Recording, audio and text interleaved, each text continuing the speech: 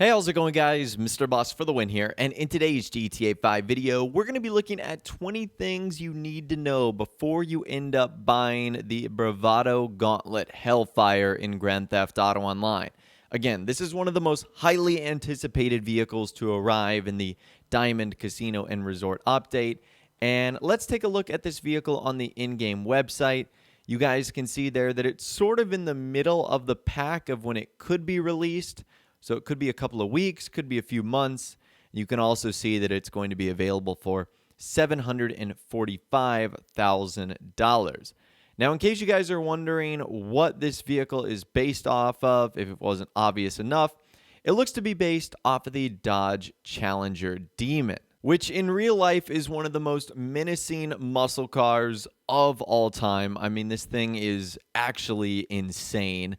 So I'm so excited that Rockstar decided to add their own version in Grand Theft Auto Online.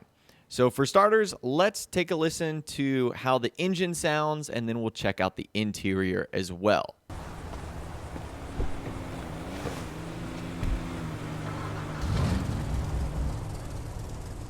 So to no one's surprise, this vehicle sounds absolutely awesome. It has a very modern interior. I was kind of surprised by that. So really good sound, cool interior. Let's take this into the Los Santos custom shop. And I was immediately really happy because I saw 23 options of customization. And that is outstanding.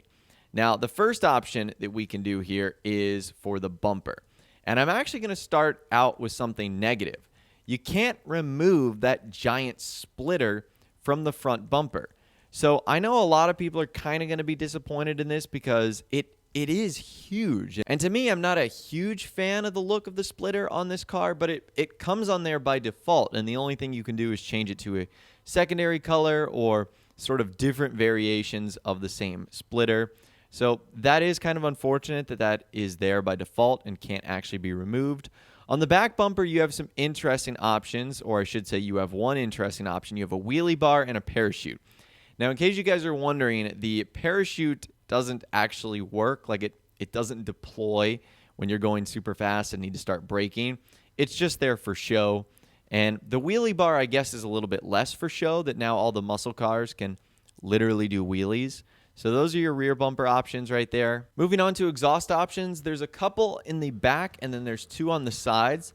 The problem, in my opinion, with the side exit exhaust is you still have those exhaust slots in the back if you choose to have them on the side. And it looks a little bit awkward. So far, just a couple of design quirks that I'm not a huge fan of on the Gauntlet Hellfire. But either way, still really cool so far. From there, you move on to the grille, where you have a couple of options to delete the grille. You can add a primary or a black grille or an open grille. So a lot of cool designs right there. There's also a ton of designs for the headlight covers. As you guys can see, there's roughly about 10 of them here. And some of them will actually even remove the headlights.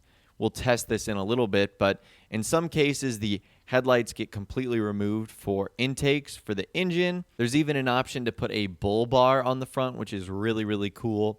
So some fun customization options for the headlight covers right there. After that, we move on to hood, where, again, there's 10 options right there. Some with some simple designs, some adding some crazy blowers and bug catchers to the hood itself. So lots of fun things you can do right there. After the hood options, it's time to move on to the liveries. The first livery is pretty simple. It is dual white stripe, two big stripes going along the top, roof, and hood of the car.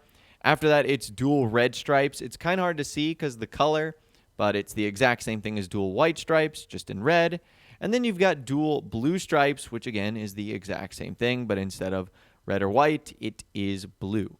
So three pretty simple ones to start, and then it is Bravado Billboard, which I really like.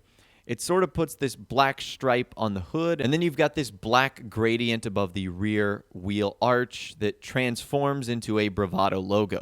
That's actually really awesome in my opinion. I'm a huge fan of that. The next one is Black Racer Stripes, which kind of builds off of the dual white stripes, but it's black and also adds sort of a black on the side with Gauntlet written towards the rear. You've then got Black Two-Tone, which sort of makes the top part of the car black with a single black stripe on the side. So really, Bravado Billboard, black racer stripes, and black two-tone are just sort of variations of each other, just like the stripes variations for the first three. After that, it's Weekend Warrior, which I think looks not great in my opinion. It's basically just a camo livery. I don't really love camouflage liveries. It's just my personal opinion. After that, it's Redwood Stock Car, which sort of transforms this car into almost looking like the Redwood Gauntlet that you can get for free on the Southern San Andreas Super Auto site. The next one is called Too Much Time, which is a very fancy design. I don't really know how to describe it. It's kind of got this like voodoo-ish vibe to it. That's kind of the way I see it. After that, we've got another really cool livery. It's Raceway Hero. This is the first livery that really allows you to transform the car into sort of a NASCAR look. In fact, the final three liveries all sort of go for that look. After that, it's Bravado Racing, and the final one is Royal Tribute. They all sort of give that NASCAR-esque vibe to this vehicle. And I'm actually a big fan of all three of those. So those are all really cool. You really can't go wrong with Raceway Hero, Bravado Racing, or Royal Tribute. So now that we're done with the liveries, we need to move on to the rear panel, where you can change a couple of different things, like adding the primary color or adding plating, which looks very interesting. After that, it's time to move on to our resprays. We've got primary color, which, you guessed it, changes the primary body of the vehicle. Secondary color, which is actually going to change the roof and the mirrors of the car, at least for me. And then, of course, any secondary options you change. And the trim color is going to modify a lot of the interior, like the door panels, the seats, stuff like that. That's pretty cool. After that, we have an option to add our roll cages, and upgrading the roll cage will allow you to get different sets of seats, carbon seats, sports, performance, race, and drag. So you can add those and get a unique interior design. Following that, we move on to the roof, which you can actually make carbon if you want. I did not, but you can. There's a couple of skirt options too, if that's something you want to add.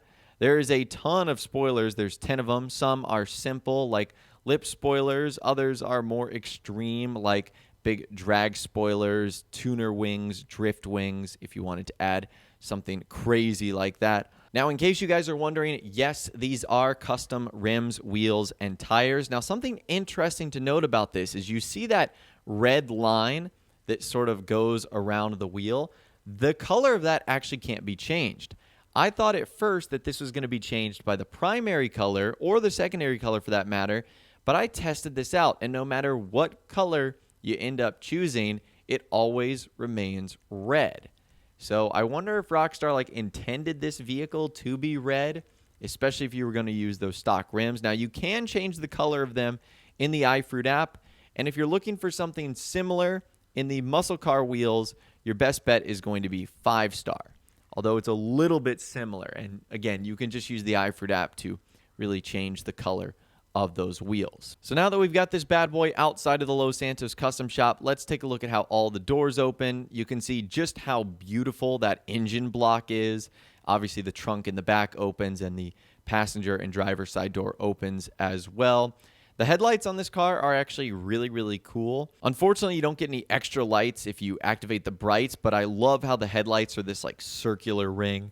To me, that just looks really clean, so I'm a big fan of that. And I told you guys earlier that there were some headlight cover options that completely removed the headlights, and I wanted to actually test out if this indeed would take away your headlights. And yes, it turns out that if you choose to replace them, you will no longer have headlights, which looks really funny in my opinion. And even if you choose one of the options that only gives you one headlight, guess what? You'll only have one functioning headlight. So I love that detail there from Rockstar. Really cool stuff. Overall, I am a huge fan of this vehicle. Now let's get it out on the road and test it out. And this thing is wild. This vehicle is fast. It's hard to control. It's definitely going to be one of the quickest muscle cars out there, but I had an incredibly difficult time controlling it.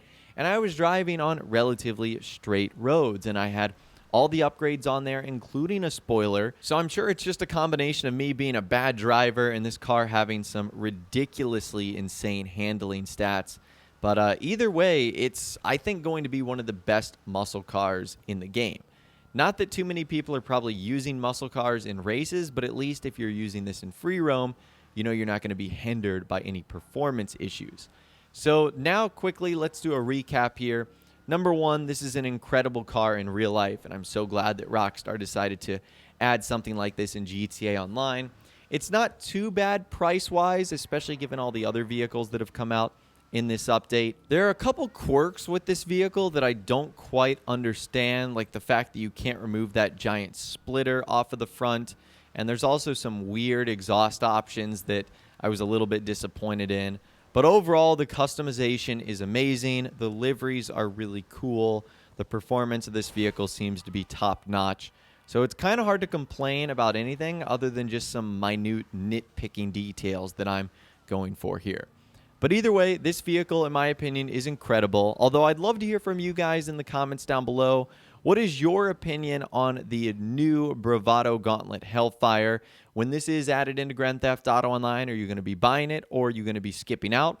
Let me know your thoughts, opinions, and more in the comments down below. I'd love to hear from you guys down there. If you did go on to enjoy this video, though, a like rating would, of course, be awesome. And remember to subscribe if you guys are new, or you want to stay up to date on all the latest GTA 5 casino news, info, videos, and more. And be sure to ring that notification bell as well. Sometimes YouTube just doesn't work, and if you ring that bell, you'll always be guaranteed to be notified when new videos arrive. But of course, as always, guys, thank you all so much for watching. Take care, and I'll see you guys in the next video.